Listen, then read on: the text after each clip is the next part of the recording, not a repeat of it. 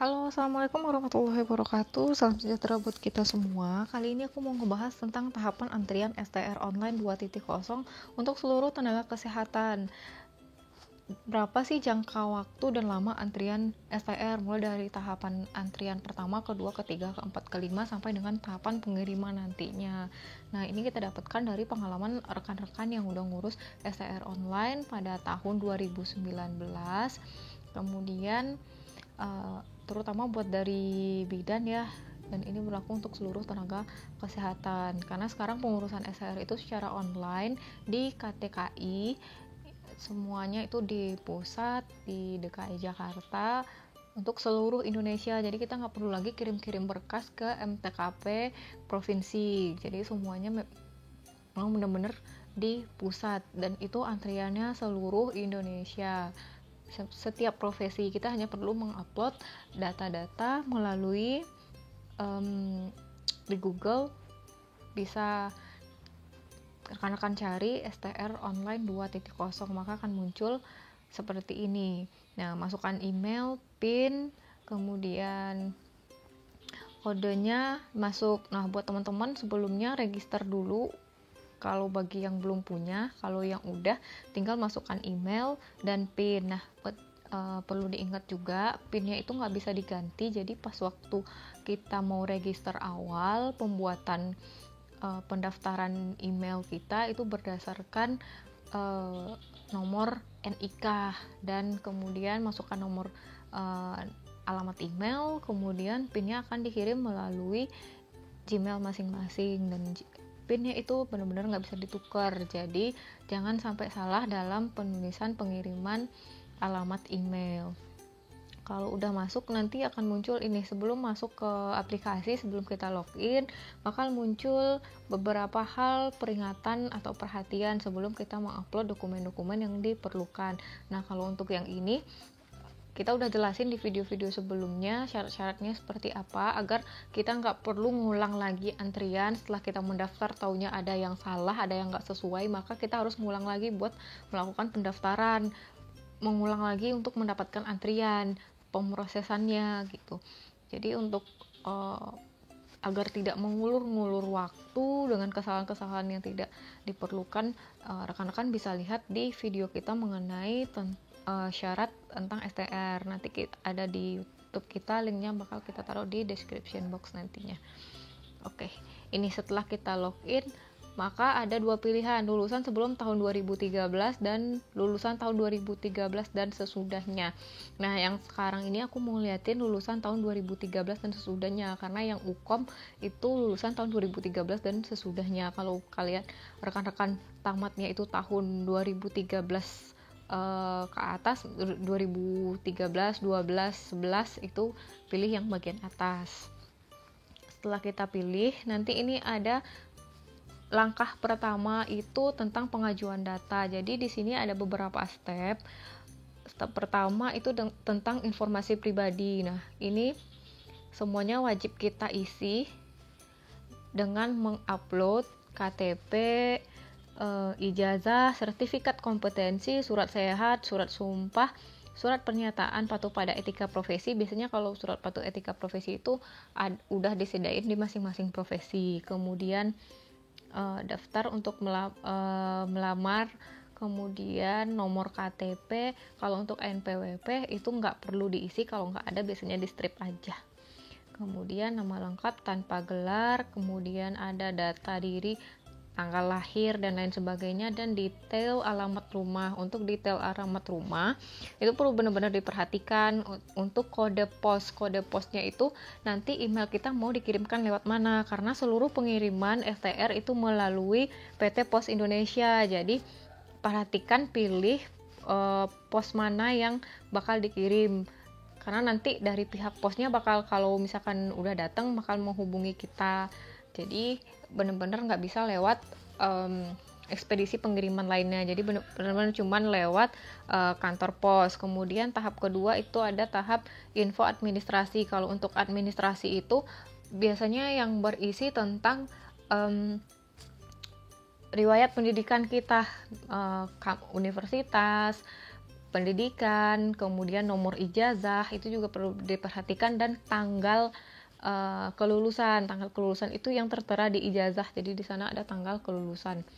Kemudian untuk step ketiga itu uji kompetensi kelulusan. Jadi nomor sertifikat kita, serkom kita, tanggal sertifikat kompetensi kita itu dikeluarkan, tempat kita melaksanakan uji kompetensi, karena tempat ujian itu berbeda-beda. Ada yang emang mungkin dilaksanakan kebetulan di kampusnya sendiri, ada yang enggak, itu harus diisi. Kemudian tanggal kita uji kompetensi.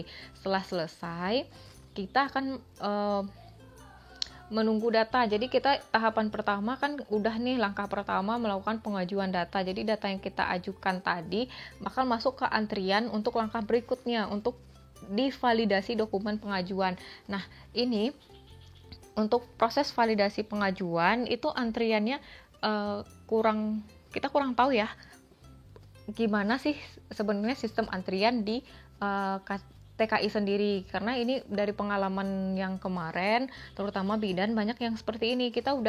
Misalkan kita udah masukin data nih pada 2 hari yang lalu, terus ada teman kita yang masukin data hari ini, tiba-tiba teman kita udah validasi dokumen, dia udah langsung ke langkah kedua dan udah muncul pembayaran. Jadi udah muncul kode pembayaran, dia biasanya bayarnya itu 100.000, udah muncul gitu. Dan sedangkan kita yang udah 2 hari yang lalu mendaftar belum muncul nih, data kita belum tervalidasi, belum muncul kode pembayarannya. Jadi kita harus nunggu misalkan besoknya nih baru keluar kode pembayaran. Jadi nggak mesti dia yang daftar duluan terus tiba-tiba dia yang divalidasi duluan kemudian dibayar duluan, nggak selalu kayak gitu. Karena yang dari tahun kemarin, dari 2019, banyak yang kita udah daftar duluan, ternyata yang bayar duluan ada teman yang daftarnya di akhir gitu. Tapi nanti untuk masuk ke langkah keempat, bisa jadi orang yang udah daftar duluan walaupun dia bayarnya belakangan, sama orang yang udah daftarnya terakhir tapi bayarnya duluan, nanti di langkah keempat orang yang udah daftar pertama tadi yang masuk ke langkah keempat duluan gitu. Sistem antriannya seperti itu. Jadi udah ada, tinggal menunggu tanda tangan elektronik gitu. Jadi kita udah selesai bayar, udah persiapan untuk di tanda tangan STR kita secara online. Jadi nanti udah dimasukin foto STR kita udah jadi, udah dibikinkan, dimasuk di langkah keempat. Kemudian kita tunggu lagi antrian ke langkah kelima, yaitu cetak STR. Jadi pencetakan STR itu dari KTKI ada 1, kemudian kita dapat yang legalisirnya 2 yang dari KTKI sendiri. Nah, pada tahun kemarin, karena pada tahun 2019 itu bertepatan dengan pengangkatan CPNS, jadi pembukaan CPNS, jadi semua banyak yang ngurus, banyak yang berdesakan, banyak yang ngambil antrian ke sana gitu. Dan butuh ngambil antrian ke sana cuma dilayanin beberapa orang aja, kita harus ngambil antrian dari hari sebelumnya. Dan kalau misalkan mau jemput itu kita minimal udah sampai di langkah kelima, karena kalau udah langkah keenam itu artinya STR kita udah dikirim ke kantor pos. Kalau misalkan di langkah kelima itu biasanya STR kita masih ada di sana. Jadi kalau mau jemput ke sana, kita sendiri bisa jemput. Kalau misalkan kita nggak bisa jemput, misalkan jauh nih, kita dari Pulau Sumatera atau Pulau Sulawesi gitu, kan jauh ya, ongkosnya juga, boleh diwakilkan dengan syarat kita harus kasih surat kuasa, fotokopi KTP kita, dan fotokopi KTP si pengambil STR, karena dia benar-benar termasuk ke dalam dokumen negara gitu. Jadi nggak bisa sembarangan diambil. Kalau mau cepat itu bisa jemput ke KTKI-nya sendiri, karena kalau udah masuk langkah ke-6 STR udah dikirim.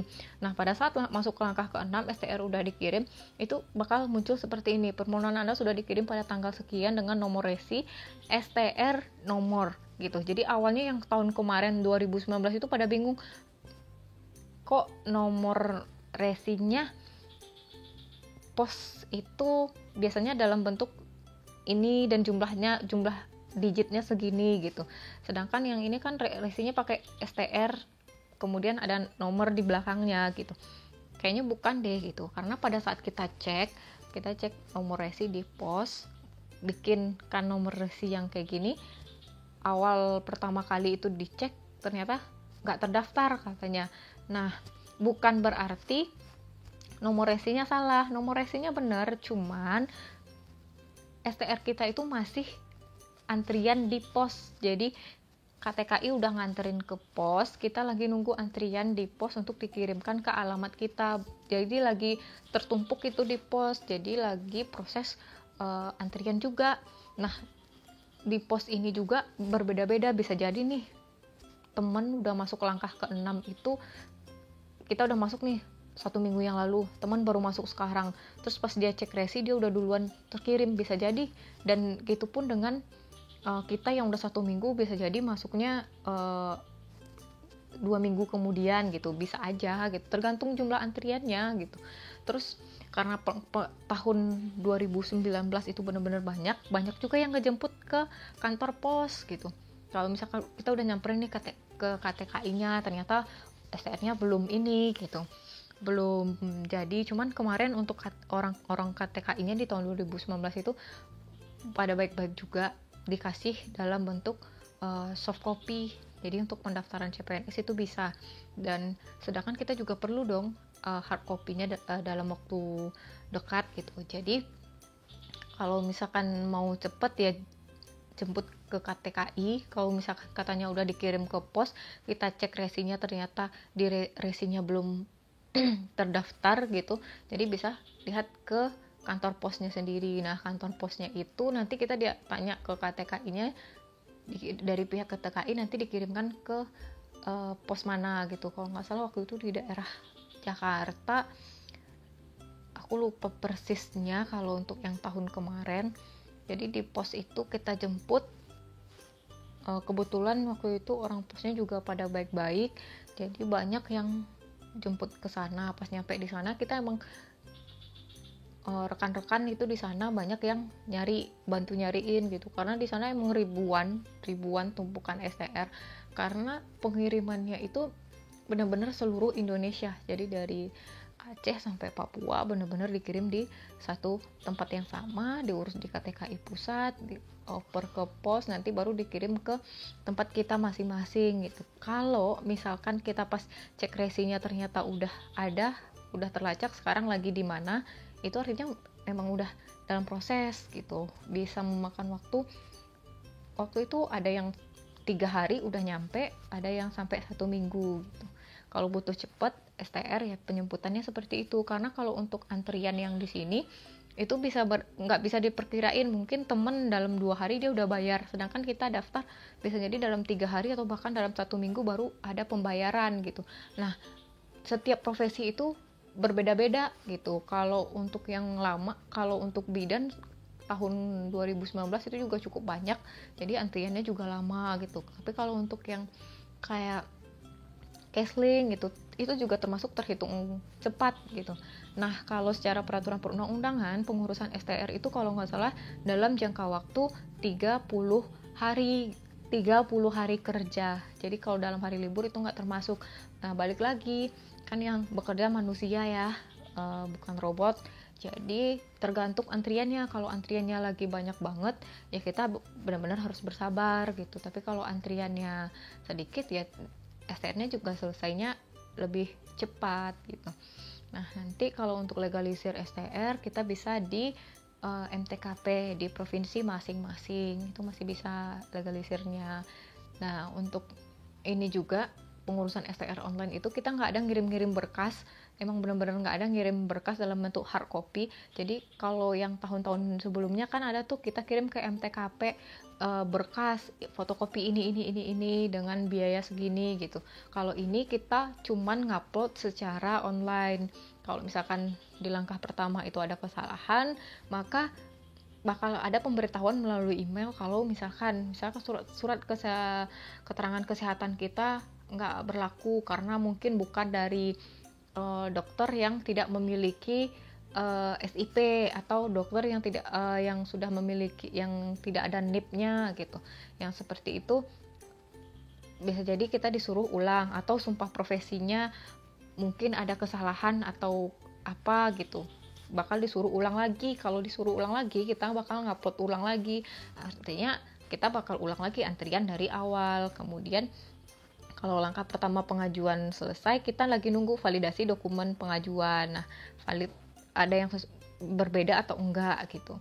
Kalau misalkan semua dokumennya aman, kita bakal langsung disuruh ke pembayaran. Nah, pembayarannya itu ada kodenya sendiri-sendiri. Jadi biasanya kalau tahun lalu itu pembayarannya Rp100.000. Jadi kita benar-benar bayar itu aja. Kalau udah selesai kita bayar, nanti bakal menunggu untuk ditandatangani secara tanda tangan elektronik. Yang seperti ini langkah keempat. Kalau udah, bakal menunggu pencetakan STR kita. Nanti kalau untuk STR online sekarang itu yang dari tahun 2019 itu ada foto ini, pas di bawahnya itu ada foto dan ada kayak bingkai gitu. Jadi foto kita itu kayak bukan foto timbul yang ada di sana gitu. Bukan benar-benar dalam bentuk foto file kita yang dimasukin ke sana. Jadi bukan kayak foto kalau kita ijazah foto ditempel gitu kan. Kalau ini enggak gitu. Kemudian baru di langkah ke-6. Jadi kalau misalkan udah masuk langkah ke-5 dan domisili rekan-rekan itu di daerah yang terdekat dengan KTKI, nggak ada salahnya sih coba buat jemput ke sana, tanya ke pihak KTKI-nya bisa dijemput apa enggak gitu.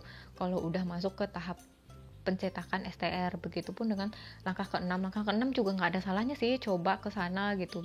Mana tahu masih berada di KTKI, tapi umumnya kalau udah pengirim STR udah dikirim itu umumnya itu udah berada di kantor pos tempat pengiriman dari pihak KTKI-nya. Nah, sekian dari kita. Semoga bermanfaat buat teman-teman yang lagi ngurusin STR. Semoga cepat selesai pengurusan STR-nya, karena kita benar-benar tahu STR itu kayak SIM-nya kita sebagai tenaga kesehatan untuk bekerja, dan ini berlaku untuk seluruh profesi di bidang kesehatan gitu. Dan kalau untuk masalah antrian itu kebanyakan kita ngambil pengalaman dari rekan-rekan bidan yang mengurus STR online pada tahun 2019. Nah, semoga tahun ini semuanya lancar. Terima kasih. Mohon maaf apabila ada kesalahan penyampaian dan pengucapan, mohon dimaafkan. Jangan lupa like, comment, share, and subscribe. Assalamualaikum warahmatullahi wabarakatuh.